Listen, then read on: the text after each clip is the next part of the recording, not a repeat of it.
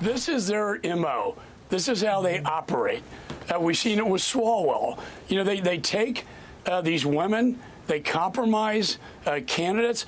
What they've been doing lately, Maria, is trying to get state and locals. So this makes perfect sense that they would go after a state governor, in this case Minnesota, who has become the VP nominee. I find this really disturbing. And that is the House Foreign Affairs Committee Chairman Michael McCaul with me on Mornings with Maria this week on reports that Minnesota Governor Tim Walz had a secret romantic relationship with the daughter of a Chinese Communist Party official, beginning in 1989 until it ended in 1992. The woman has spoken out about the relationship. Now, a whistleblower has come forward to the House Oversight Committee with internal communications from within the Homeland Security Office, where a DHS official expresses concern about Walz's history with China, warning that Beijing could target him to exert influence on U.S. policy toward the CCP. Joining me now with the very latest on his investigation into Walz's ties to Communist China is the chairman of the House Oversight Committee, James Comer. Mr. Chairman, thanks very much for being here this morning. We so appreciate it. Good morning, Maria. Tell us what your investigation is zeroing in on.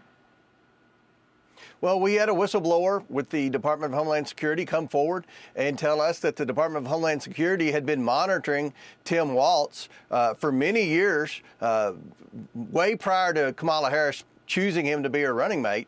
They were concerned about the sheer number of times that Walz had been to China. They were concerned about who was actually paying for all those trips to China, considering that if you look at Walz's financial disclosure form, and I believe it to be accurate, he really doesn't have the means to pay for that many trips to China. And they were concerned as why is he going to China so many times? Because all the things that, all the boxes are checked with Tim Walz that the Department of Homeland Security and our intelligence community look for in a potential American official or their family member being groomed or being influenced by the Chinese Communist Party. So do you think that the CCP targeted Walz years ago, and do you believe that the CCP paid for all of those trips? And we're talking about between, what, 15 and 30 trips to China, which he has admitted that he's gone back and forth when he was teaching there. Did the CCP pay for those trips?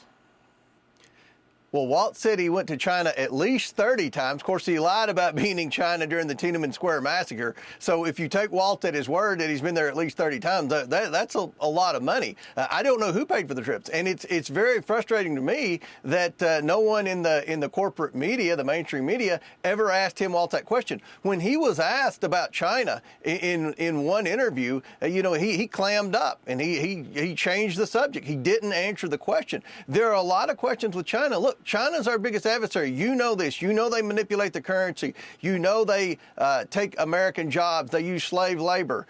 They steal our patents.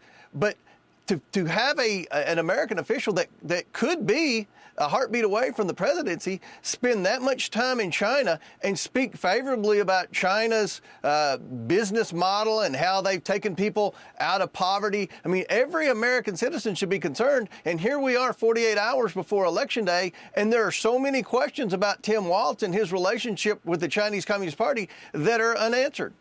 What about this relationship with the daughter of a CCP official? I guess she has spoken out, and there were some questions about whether or not they were together so that she could get a visa, or whether they were in love, or what the story was. But interesting report that he was actually a woman who was the daughter of a CCP official. Yeah, I don't know anything about that relationship other than what's been reported, but I do know this. The Department of Homeland Security was very concerned about Tim Walz long before Kamala Harris chose him to be her running mate. We need to know why the Department of Homeland Security was concerned about Tim Walz. Was it this relationship? Was it who was financing his trips? Was it things that he had said favorably about the Chinese Communist Party? These are questions that remain unanswered 48 hours before the election. We know that there are documents, classified and unclassified, that the Department of Homeland Security has, according to the whistleblower, pertaining to concerns about Tim Walz. We've asked for these documents, and thus far the Department of Homeland Security under Mayorkas has refused to comply with our request. Well, you've already impeached Mayorkas. We know that he also sits atop the Secret Service as well as the wide open border. Is there anything else you can do about it to hold Alejandro Mayorkas to account? The only way people are going to be held accountable for all the bad behavior, for all the cover-ups, for all the obstruction in the Biden-Harris administration is for people to go out on Tuesday and vote for Donald Trump so that we can drain the swamp and that we can put good people in office that will abide by the Constitution and hold the people accountable for wrongdoing.